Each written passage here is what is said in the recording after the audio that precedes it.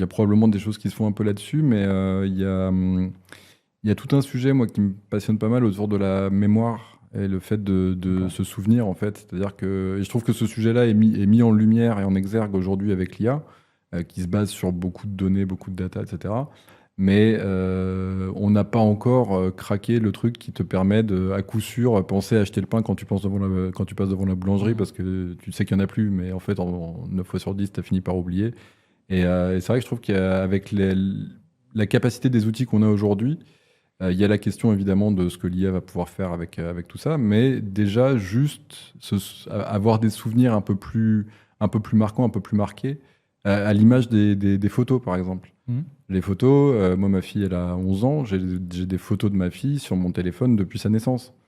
Alors que moi, j'ai pas des photos backupées dans le cloud de moi quand j'étais petit. Donc, on gagne comme ça en mémoire, et je trouve que la photo en est un bon exemple.